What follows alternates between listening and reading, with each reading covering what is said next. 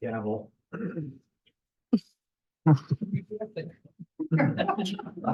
I'll say it, there's no need to.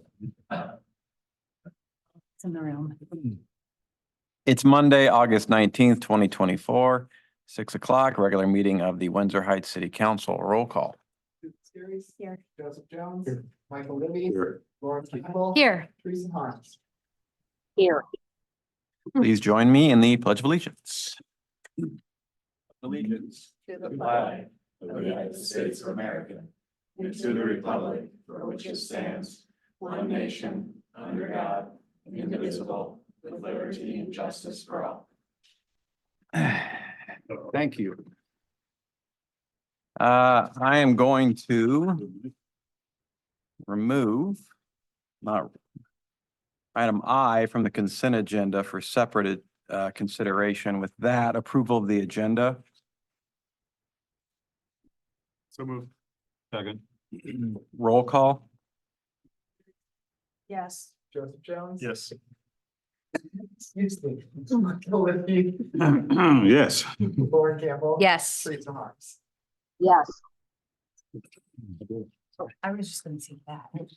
Figured we were just sharing. Item 3, public hearing on the disposal of property to develop Malang Properties LLC and the Windsor LLC and Jins Fam LLC. So moved. Second? Roll call. Series. Yes. Joseph Jones. Yes. Michael Libby. Yes. Lauren Campbell. Yes. Teresa Harms. Yes. AJ? This is a continuation of the development agreement the city signed with Malang Properties, the Windsor LLC and Jens Fam LLC. As part of that development agreement, the city envisioned an exchange of some property, including 7,287 square feet to the city right away, just south of where the bus stop will go there at the corner of University and 63rd, for an equal amount of property on the west side of what will become the Windsor, in addition to the park land dedication, which was about 33,000 square feet, the Windsor dedicated to the city. That includes the detention basin and some of the property to the west, south connecting down to 64th Street for a potential future trail, regional detention basin and park. There was no other bids for acquisition of this property. The current property is unused right away. We'll be retaining the balance of the property north along the trail for use of a bus shelter, some street trees, and some additional property for potential public art. Happy to answer any questions council has. We'll save question Q&A for consideration. Is there any public comment? Okay, is there a motion to close public hearing? So moved. Second. Roll call. Series. Yes. Joseph Jones. Yes. Michael Libby. Yes. Lauren Campbell. Yes. Teresa Harms. Yes. 3A, consideration of resolution number 2024-51, a resolution authorizing the disposal of the aforementioned property. So moved. Discussions, questions regarding AJ's comments? Trying to get back to, it's just that little piece, right? I mean, I'm trying to look it up. I could see it better on my papers than here. It's just a little, it's like 7,200 square feet, right? Yep. Okay. And then this would be this thing that says Windsor Heights or, Bus shelter sort of right here, and then some street trees there on the trail. You can see. okay. So just that little bit that we owned, that kind of, or, Clear, it's. right, But yeah, it's a remnant right away from when 63rd Street was widened. okay. Thank you.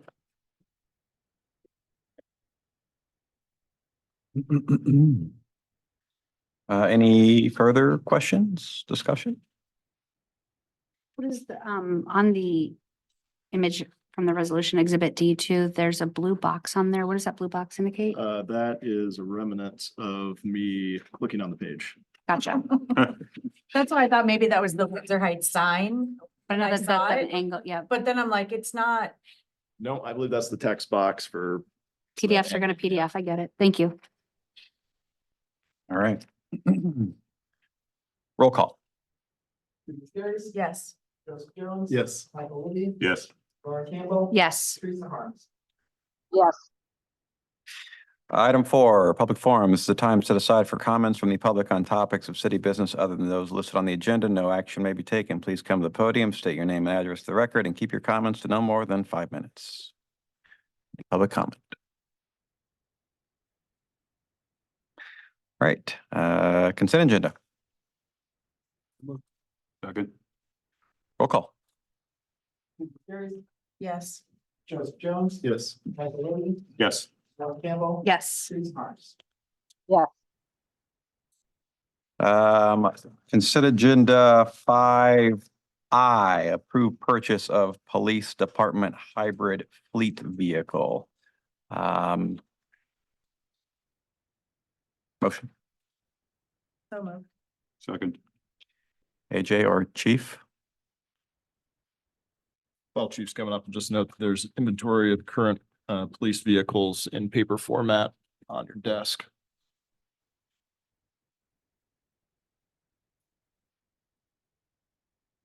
Thank you, Mayor, Council. Before you is a purchase request for an unmarked minivan that will be assigned to investigations. If you recall, last year, we had 2 unmarked scheduled for replacement. However, we ended up swapping those 2 units out for 1 marked hybrid SUV. After review this year, we identified the need to replace one of the investigative vehicles, namely that Taurus you see, which is, I believe, number 21, which is it's a 2014 Taurus that has about 78,000 miles on it, I believe. We selected the minivan since it was a hybrid model. It was cheaper than the police SUV, and Detective Johnson needed more room to store additional equipment after becoming a certified arson investigator. Just as a side note, he wanted a Tahoe and or a pickup truck, which were very much nixed right away after a discussion with that. We also found that the minivan actually had more cargo space than a Tahoe did in the back anyway, so that helped it out. This purchase was discussed before council in the spring 2024 meeting during the department's ERP presentation, when we estimated it would be around $60,000 purchase. As you can see, the minivan is considerably cheaper at around $39,000. The minivan also was discussed and approved at the June 20th Public Safety Committee meeting. If approved, this will bring our fleet up to about 1/3 hybrid vehicles, which is actually a pretty good process or progress since I've been here. Unit 21 will eventually leave the fleet, but we needed to keep that around just for a little bit longer, just because we have some commitments with that car and we don't know how long it will take to get the van in and get it equipped. But at some point that will most likely either, after discussion with the city, maybe either go to another department or go to Gov Deals for sale. And I'll be happy to answer any questions if you have. We did get 3 bids, and the cheapest one was McGrath out of Iowa City. You can see the bids in your packets for their specific prices. We're kind of excited about this. And I guess, yeah, I'll just take questions if you have it. Any questions for Chief Roth? I appreciate you looking at hybrid vehicles, and of course, I appreciate your taste in Sienna minivan, specifically Toyota Sienna minivans. A little jealous that looks like you're quoted for a gray one. I tried to find a gray one, couldn't. But I'm really excited that we're kind of breaking the mold of what the standards that police departments purchase, and I like to think that we're a trendsetter and that other communities will follow suit. Thank you. I think Detective Johnson will just be happy to drive a minivan. Well, it also serves other purposes. His car will be used if someone needs to go to a conference. If more than 3 people go, that'll be kind of our vehicle that we'll let, other departments use, or if you guys need to go to your League of Cities stuff, it's actually a lot more comfortable than those Tauruses or the Explorers out there with the partitions installed in them, so. No DVD player though, so I don't think so, yeah. We'll have to bring our own or something. Yeah, yeah. Bring your own device. Your own walk. All right, any other comments or questions? Hearing none, roll call. Yes. Joseph Jones. Yes. Michael Libby. Yes. Lauren Campbell. Yes. Susan Cox.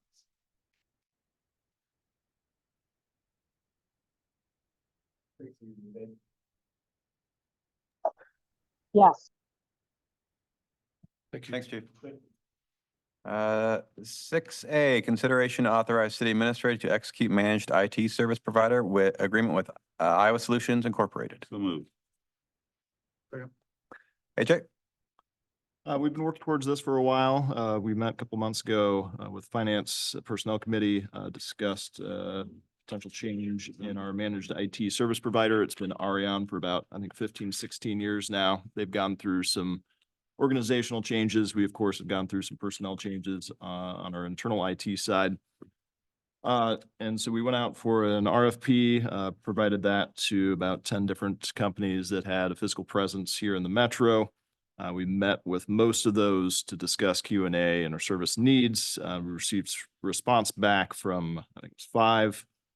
After some initial interviews and conversations with former Lieutenant Meyer, we narrowed the field down to a couple and met again with Iowa Solutions. They provided the most affordable response, and they seem to have a little bit of a smaller personal touch there with the dedicated staff that would be coming here every 2 weeks on site for about 4 hours. Really get to know our system and our facilities, not just our servers and computers, but our AV systems, which we continue to struggle with from time to time here in the council chambers and the CEC, even this weekend again. So they're really going to, I think, be pretty flexible for us, know our system well, and be very responsive to addressing some of the concerns that we've had recently.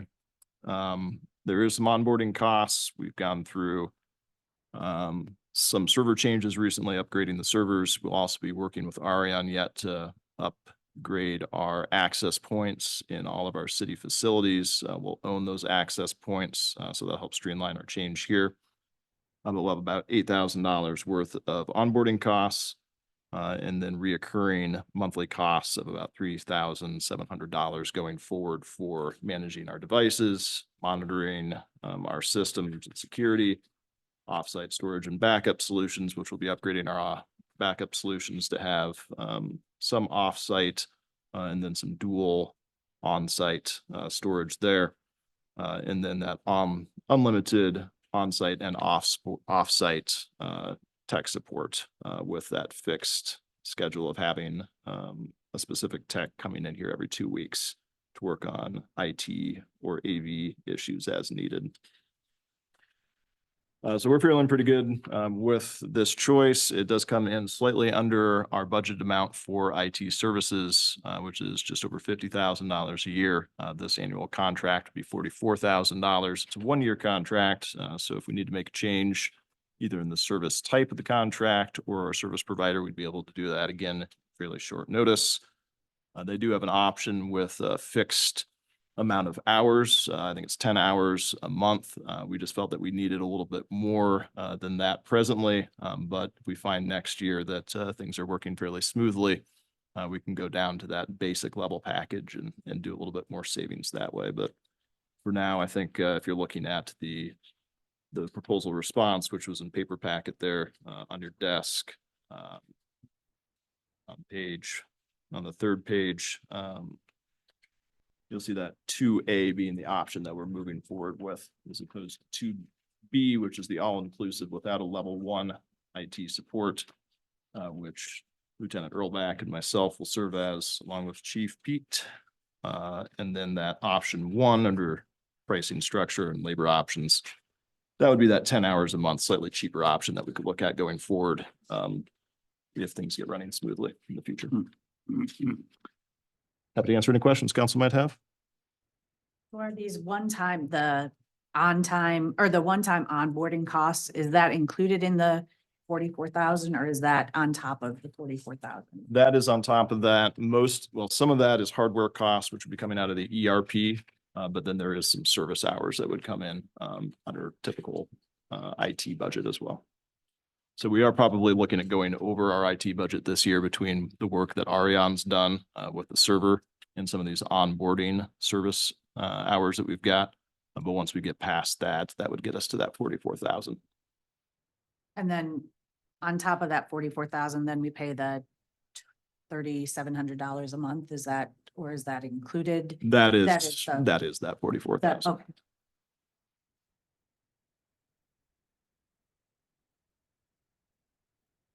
So the one-time charge is on final page, is that correct? $5,200? I've got it listed there in the staff Firewall. report. It's, Yeah. yep, the firewall and the service changeover. Appreciate the inclusion of their service level and response times of what we can expect for that. So that's good to know. It's a very short drive for them to the city limits, right? So That helps. What's our total over budget overage for the fiscal year in that line then? with the 50,000 budgeted, we've still got some installation costs for our access points, so I couldn't answer that question specifically at this point. I think we'll be under 60,000 would be my best guess.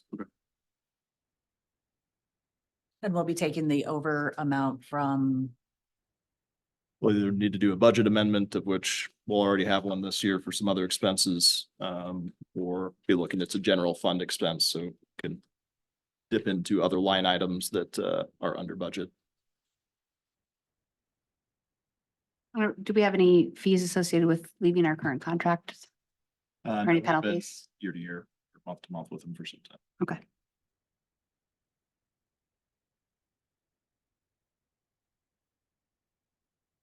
Further questions or discussion? Hearing none, roll call. yes. Joseph Drumm, Yes. Michael Libby, Yes. Laura Campbell. Yes. Teresa Harms. Six B, consideration of 74th Street Professional Services Agreement. AJ, well, motion, So moved. Second. AJ. I'll hand it over to Justin. I'll just note, we've got a couple of professional service contracts here as we kind of look at our CIP going forward, as well as some conversation on 73rd Street and where that's at in the agenda this evening. So they all kind of flow together to a certain extent because a number of these projects are adjacent to each other, and we'll want to be thinking about how they interact with each other as we potentially move forward. So.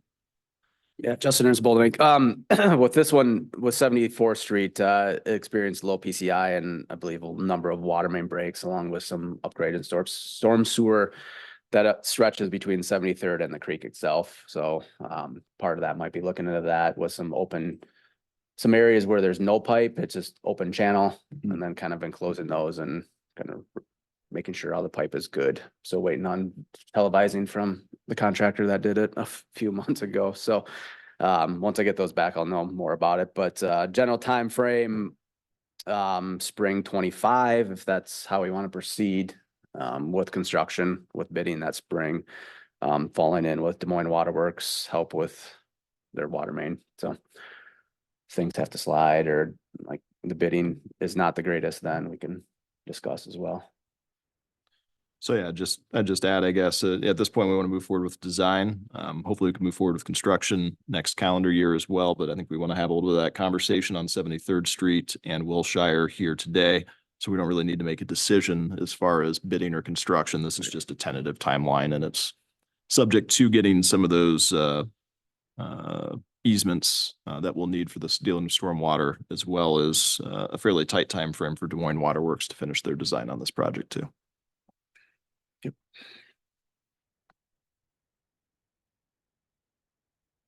Okay, are there any questions for Justin?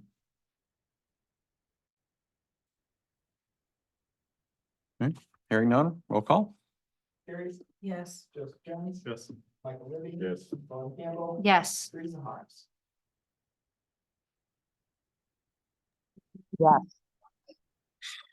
Six C, consideration of Wilshire Boulevard Storm Sewer Professional Services Agreement. me go with this one? Go ahead. So this one's kind of extension from, I don't know, a few years ago when a resident complained there or called on Sunrise Boulevard with a sinkhole in the backyard. As the map shows, the storm sewer pipe does not go through underneath houses. It goes south and then goes across the backyards and then south again into Sunrise. So the purpose of this would be to alleviate or take away the stormwater from going in the backyards and take it out to the street, because it's gonna be difficult to get something back there to repair in backyards with people's fence and whatnot. So the original thought was, hey, maybe we can, we'll just extend the storm sewer pipe from the two intakes that are on Wilshire, go south, go west and connect into 73rd. But after today's AJ's engineering experiments this morning, we can maybe cut that down and not have to go all the way back and just put some storm sewer at the intersection of 73rd Street and Wilshire and just patch and remove those intakes. So cutting down the cost. The proposal I gave you is worst case scenario, that we'd have to survey all the way back, remove pavement, half the street pavement, run storm sewer and deal with all the utilities and water main and whatnot. But I think we can get by with not going that far. So, and just doing the intakes right at the intersection, picking up the water. It'd be similar to, what did we look at? El Rancho doesn't have storm water or storm intakes, that whole stretch. So, and then future, we'd set it up so future reconstruction of Wilshire would be able to pick it up and go. But so the biggest goal here is to get rid of the sinkhole and not have the storm water and use that pipe in the backyards anymore, which Windsor Heights has a lot of. So it's my guess it's this old CMP metal pipe that's rusted and collapsed over time and whatnot. So we've tried televising it. We can't even get up far enough to figure out where the issue is. So Are we going to have to put equipment back in those backyards? nothing, depending upon how you Public Works wants to fix the sinkhole, I guess, is Yeah. only the key to that one, I guess. But that hopefully nothing big. That's why we don't want to. That's the goal of putting the stormwater in the street, not having to go in those backyards, because it's not going to be fun. I don't think a lot of residents know that there's a public utility easement back there. I was gonna. And so there's fences and trees and other Mhm. things that have got built on top of that over the years. And I think they'd be disappointed if we needed to get access in there and start reconstructing these things. So it would certainly make things, I think, easier for us to maintain going forward. I think Andy brought up a good point earlier. We want to make sure that we've got enough fall all throughout Wilshire and the rest of these streets as we look to it, to make sure that we really are getting drainage from a winter thaw and we're not getting block ice jams on the road and getting things messy. But I think ideally save a lot of money if we can avoid having to tear up half the street and just get it closer to the intersection. Yeah. And that goes in the same fact of when we want to do this as well, for us to put the plans together. It shouldn't take long. It's just how we want to work it with 73rd Street, because I know there's some, I think it's on Wilshire, the house with a school bus pickup and whatnot, that it would be tricky as well. So it might have to be a summer if it was decided to do it in 25. All right, any other questions for Justin? Is there a motion? Can I ask one question? Sorry. The potential to only install intakes at end of Wilshire, is that on both ends of it, 73rd and 70th, or just 73rd? Just 73rd, everything falls from 70th down. Okay. So just on 73rd, we just put some intakes there and connect it. So there were none done when they redid Wilshire's, because didn't they? That was this patching, street concrete patching of the joints at that time.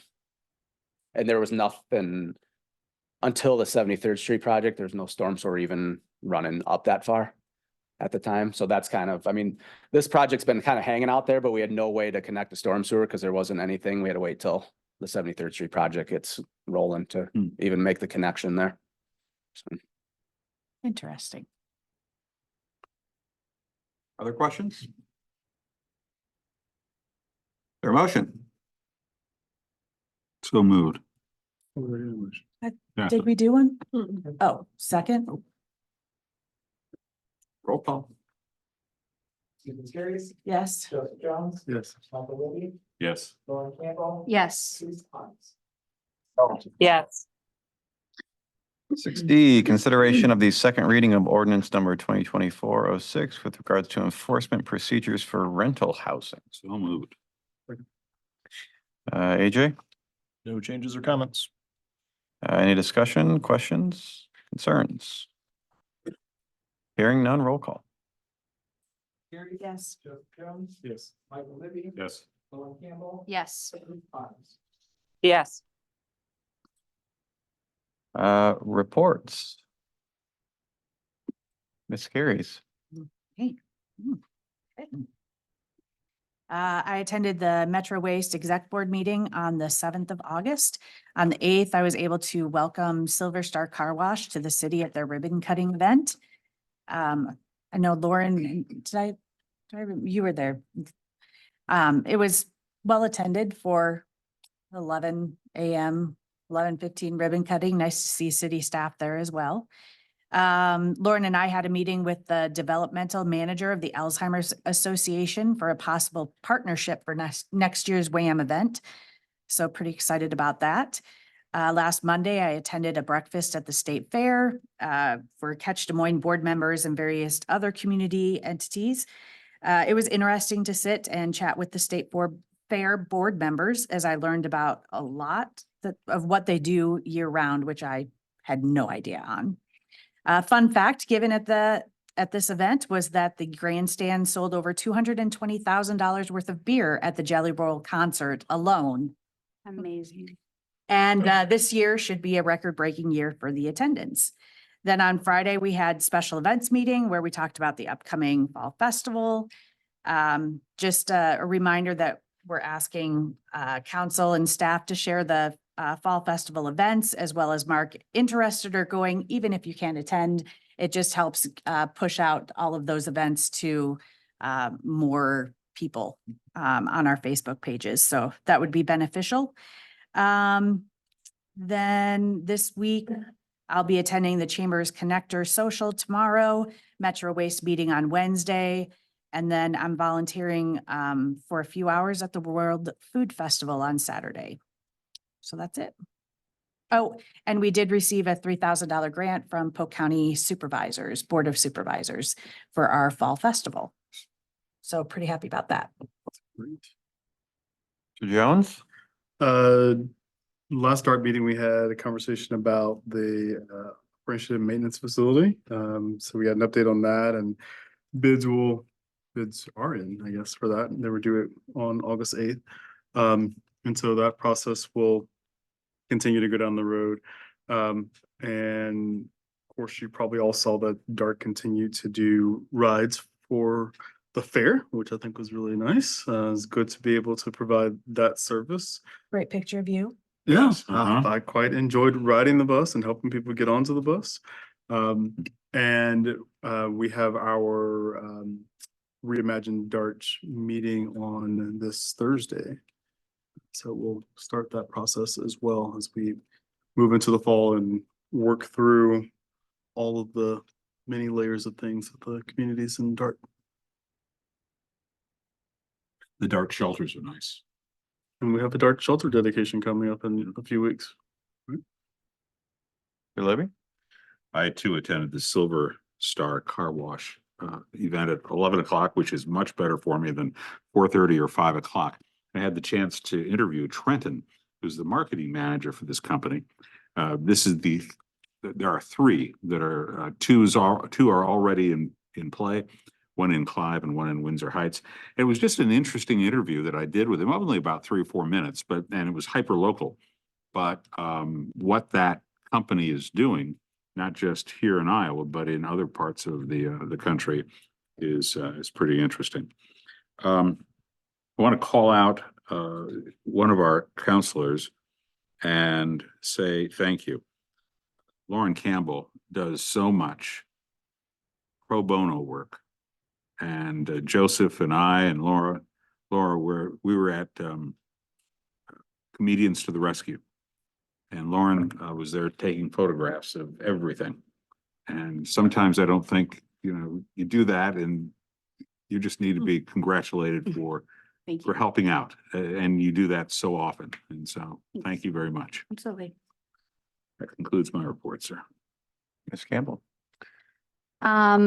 Another shout out for the ribbon cutting for Silver Star Car Wash, especially for Susan. She gave fantastic remarks and got compliments from the owner of the company that helps them start up the car wash, that it was the best speech that they had heard at a ribbon cutting, and they've been to a few.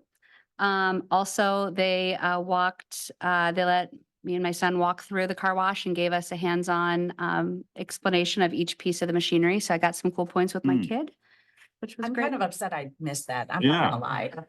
You know what? I know a guy, we could, and that's Andrew, and he can get you in.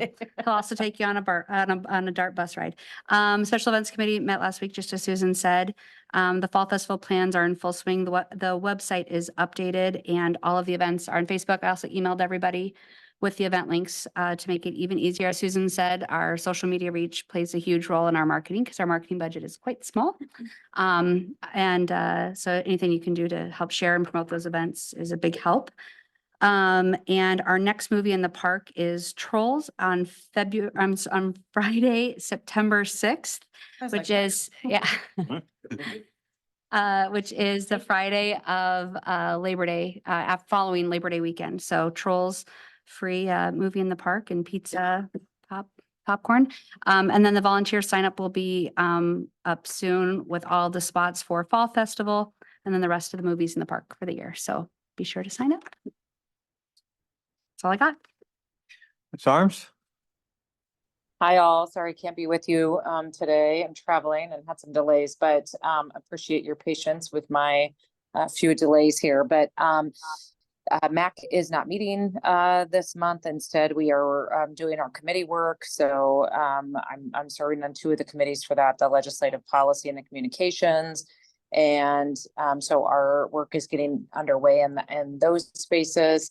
And then we've been doing confirming our activity vendors for Windsor Wonderland. And so we have all of the same vendors back again, including the Santa, the ice sculptor, the carriage ride folks, and the reindeer.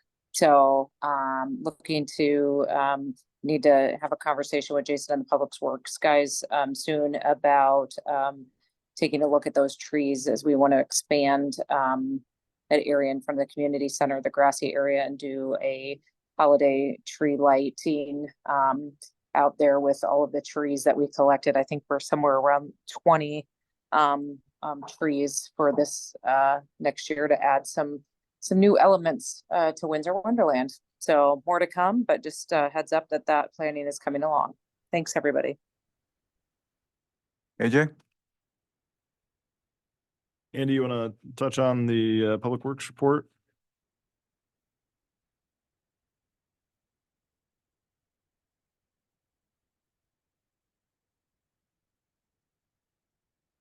Good evening, Mayor and Council. My name's Andy Larson, City of Windsor Heights Public Works Department. So just wanted to kind of give you guys an update what we're doing from an internal process standpoint regarding road conditions and street maintenance, patching and repair program. So just kind of a quick overview. A lot of data that comes in is registered as PCI. So PCI is pavement condition index.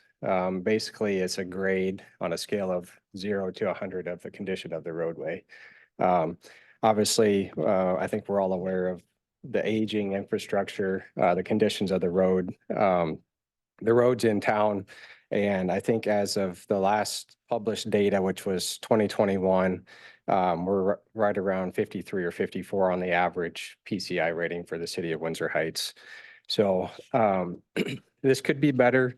It's not, it could be worse too, but I think from a public works standpoint, we have a lot of new faces, a lot of new operators within the department. And over the last few months, especially this summer, really the last year, I would say, actually, we've kind of taken a step back and looked big picture at what the process is and what the plan and the approach has been towards street maintenance. And that is also coupled with storm sewer maintenance as well. So We've looked at past practices, the data, field observations, and the equipment that we have or that we tend to rent, kind of coupled that all together, big picture, and have started to tweak the process in which we approach this maintenance program. So a number of the things that we've kind of highlighted is the need for proper equipment. And that goes back to what we've asked you guys to help purchase either through the ERP or out of our departmental budget. So we had just got our air compressor. Before that, we had used leaf blowers to blow rocks out of holes in the street, which was very ineffective. That air compressor, the first time we used it, we ran up 64th Street up by the school up there at 64th and College. What took us probably 2 hours on the stretch of road that we did, we had done within an hour, and we had 1 ton of asphalt laid down in an hour's time. And normally it would take 2 to 3 hours to do that. So having that piece of equipment just is something simple to blow out holes, and is just game changing for us as a department standpoint. It's kind of sad to say it, we get so excited about that. But it just having the right equipment. Before you tonight on the consent agenda was a crack sealing machine. That piece of equipment for all the asphalt roads, even on concrete roads, the sealing up and the pavement itself is not designed to withstand moisture and debris infiltration. So if it gets in there, it starts to decay and break apart that roadway. This crack sealing machine seals up those cracks, and it keeps that water going to the storm sewer and not into the road base. So that's something that we're going to intend to use here this fall, especially along University Avenue and the millions of dollars that was spent in putting that corridor together. We want it to stay that way. And our approach is to take things from a more reactive standpoint and be more proactive, and stay ahead of the curve and not rely on the CIP to, I guess, pull us out of the hole. So while we utilize the CIP, there's also a lot more things that we could be doing as a department from a department standpoint of not letting roads get in such bad shape to the point where it has to be included on that CIP, and then we get inundated with, we don't have all the funding to do all these projects. So a better maintenance schedule will push those roadways out further into the CIP, so we're not so overwhelmed by the amount of work that we have to do. We have the staff. If we have the equipment, we can do it in-house. It'll save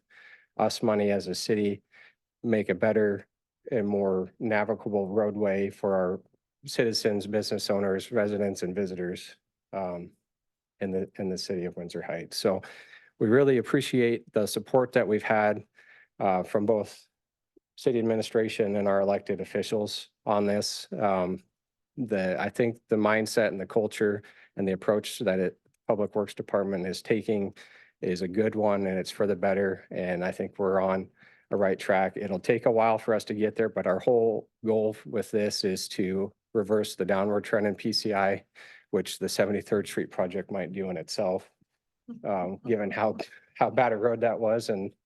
But some of the things that I mean, really past practice has been shoveling asphalt into a hole and calling it good and rolling along.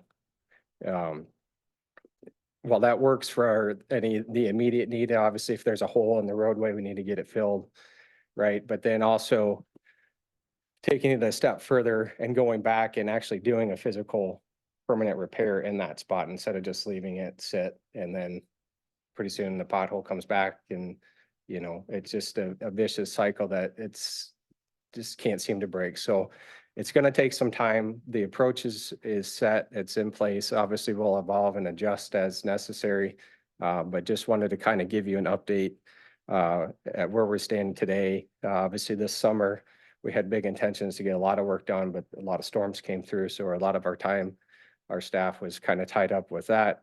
But just know that the approach is there and we're working towards that. So happy to take any questions or comments. So I saw you guys on 78th Street a couple of weeks ago, and you were blowing out the holes with the Leaf blower. leaf blower. Yeah, it's, it's like Yeah. working with one hand tied behind your back. One of the things that struck me last month was the asphalt machine, keeping it hot. Yeah. So that you can do, is that going to be next on the agenda?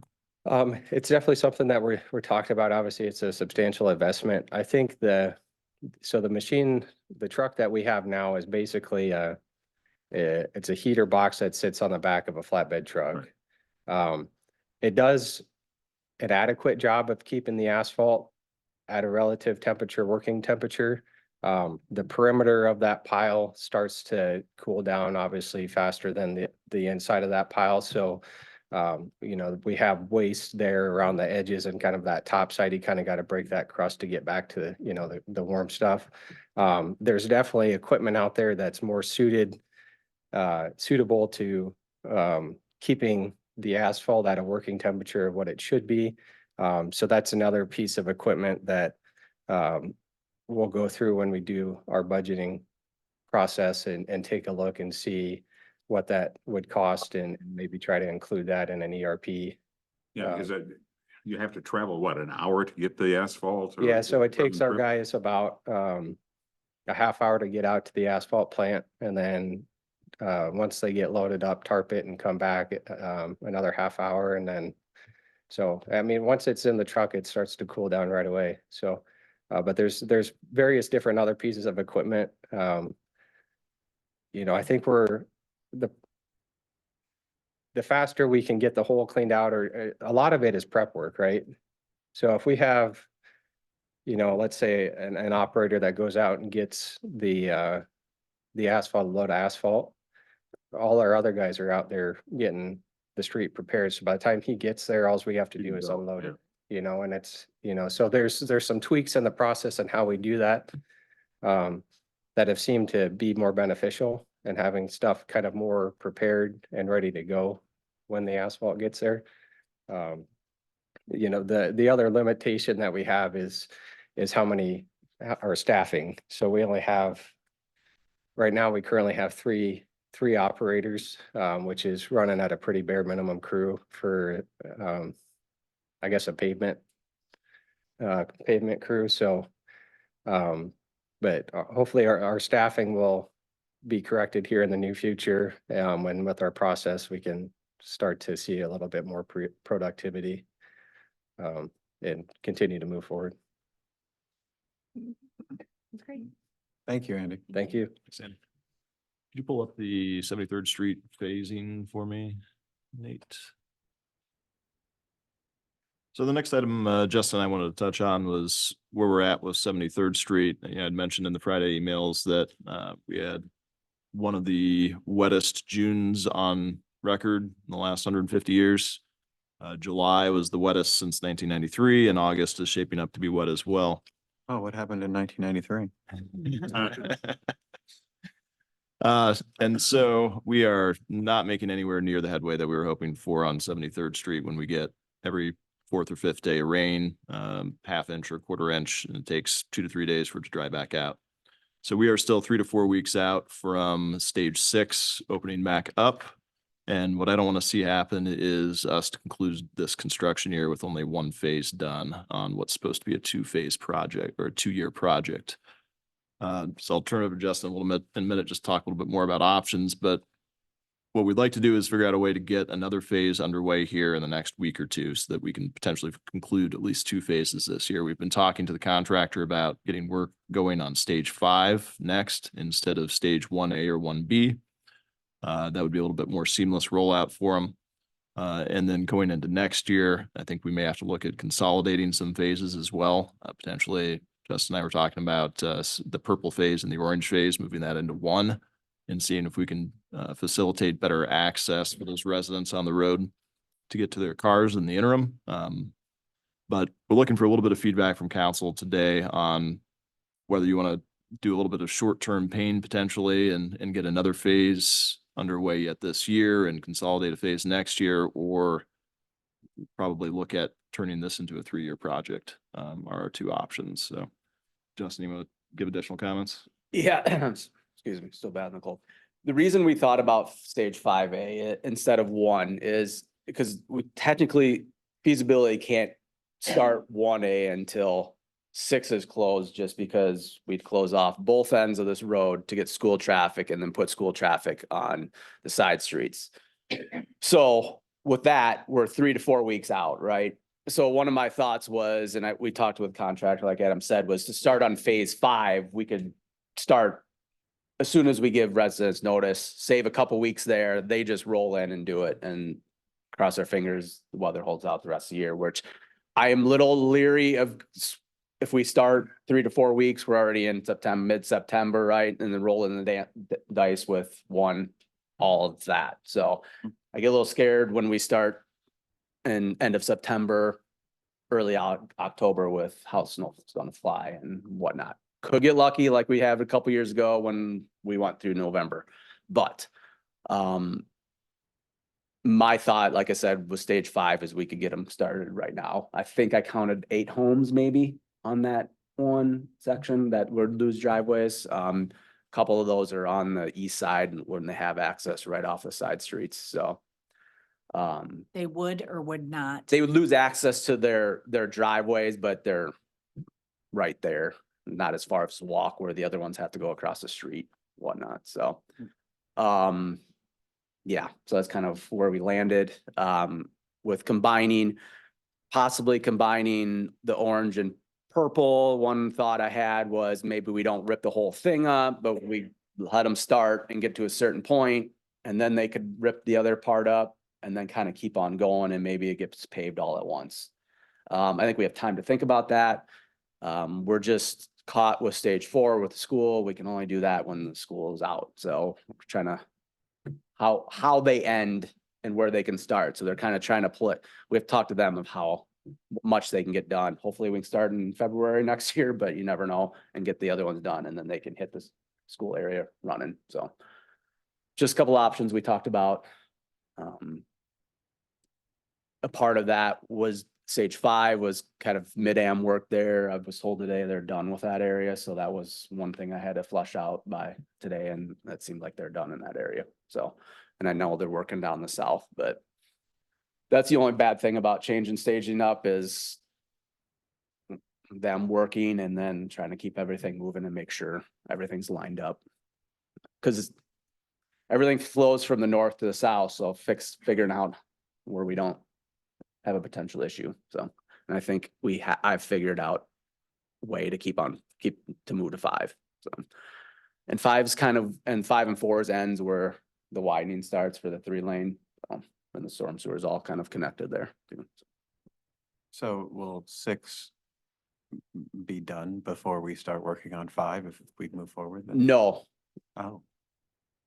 Okay. Probably within 2 weeks or so, like paving. Hopefully paving happens next week, and then time they start doing driveways and whatnot, they can remove that. So there'll be a short time, a week or 2, that they'll be kind of both going. So that's sort of our short-term pain. Right. We're gonna have some residents that are gonna be going further because they were expecting stage 6 to be open before we started stage 5. But if we do that, we risk stage 5 not being done before winter shows up and then having an unpaved surface for the entire of winter, which is still a risk even at this point, but yeah, get ourselves a couple of weeks, we have a better shot. Right. Have we looked to see if we have any handicap accessibility issues with any of those houses? Do we know? Because I know there's somewhere in there, but I think the one is the one we have right now that I know of. Yeah, and he's been very gracious. We've been trying to work with them. We're actually going to put gravel down where the sidewalk was torn out, knowing that we're not going to have a street back in for a while, just to try to give him a hard surface. But him and his wife have been very gracious to us. And I believe there's one other individual that's part of this current phase that struggles a little bit with mobility, but they didn't ask for an ADA parking stall. Nobody else has come forward throughout the public process that we're aware of. Although I think there is an EV vehicle on 73rd Street, if I recall, coming up that we need to I'd still have to deal look with. at my notes. Just as long as we make sure that, you know, we have that figured out before. Cause I don't really want to get those emails. I don't think council wants to see a 3-year project. No, So I don't either. I don't want to see a 3-year project. Yeah, last week it was washed out and I think, yeah, Subdrain was going in today, so Yep. there is finally some movement. it was- Gravel hopefully Wednesday. yes. But I also heard it's supposed to rain on Wednesday, 1/2 inch or so, so. So what's the contingency if we start stage 5 and then we don't have a great fall? Like, is there a risk that we're gonna have a gravel street or the street closed the whole winter? I don't think so. I'm more confident getting stage 5 done than stage 1. Okay. Because like I said, we could start here in a week or so while they're still working on 6, whereas stage 1, we have to wait until 6 is open because of school. Yeah. And that puts you middle September. So the request here today is get your blessing to send notices out to residents on stage 5 that we're gonna start tearing up the street in about a week, week and a half. So that we can get going, hopefully get it done yet this fall. did I read on this or was it Colby Park that we'd ask them to kind of work a little bit longer hours or on the weekend if they could, or, I mean, have we talked to them about, I'm sure they want this project done just as much as we want this project done, Mm-hmm. I'm gonna guess. But, We had that conversation about weekends when weekends are appropriate from a weather standpoint. There's work to be done. They said they've committed to doing that when there's paving work to be done. I know they have subs on Yeah. for the rest of it. but- The difference between this and 70 or Colby Park is this has federal funds in it. So it's a little bit more challenging when it comes to that aspect. And Colby Park is better suited to handle a little bit more rain because it's smaller. They got a lot of the stuff in and they can pump. Whereas when we open 3 blocks up, the water just sits there and goes nowhere. Where Colby Park, they're kind of a little consolidated. Granted, we've had our issues there too, but they've been able to do things. So unfortunately, when we rip up a whole street, it sits there. just hoping maybe we could guide them along. Oh, they don't, they're in the same boat, like they want to keep on moving along. It's just, yeah, when you get 1 inch, 2 inches at a shot every other day, it just doesn't dry up well. But next week it's supposed to be in the 90s, so there's that. Yeah. It dried up good this weekend. Allowed them to work. I think we just have to, Doesn't Bite the sound like bullet. Getting tremendous Go. objections here. So unfortunately. I don't see Yeah. the other option. And I'll say the people on phase 6 have been great. I know it's been a hard time, but they've been, I think, understanding. As far as I know, nobody's really called me and really been after me about, I mean, there's a couple times when work wasn't getting done, but other than that, they've been great. So been troopers, I guess. They've been patient. Yeah, very But patient. I'm sure their patience And, is yep. wearing thin because it's been a long summer of construction. So. Yep. All right, well, we'll plan to move forward with that and come back to council with probably an adjusted game plan for next year as well to try to keep it a 2-year project. Good deal. All right, motion to adjourn. Can I ask a question? What are we doing at 73rd and University? Is that sewer? Yeah. What's that? Yes. Gas. Thank you. That's part of the whole other thing we have to do, getting down there and relocating their stuff Right. on a timely basis, which I think they're behind already. The only other thing I have, and don't need to go through it, is we have draft letters out for Maryland Drive residents that Councilmember Campbell has graciously helped edit. So if you have any further feedback on this letter, the first letter is on the front, then a graphic on the back page, an example of one specific property, and then a follow-up letter on the second page. Please let me know. Otherwise, we'd like to get that out so that when time allows, Bolton Menk can get out there and start doing survey work so that we're aware of where the property boundaries are. So we'll hold off until Wednesday to get anything out, but if you get a chance to read through it and have any thoughts or feedback, let me know. now motion to adjourn. So moved. Second, Roll call. Susan Skiris. Yes. Joseph Jones. Yes. Michael Libby. Yes. Lauren Campbell. Yes. Yes.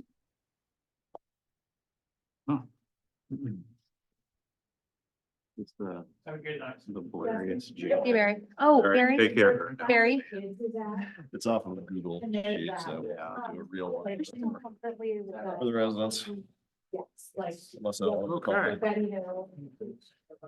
Oh, you know what? We didn't talk about our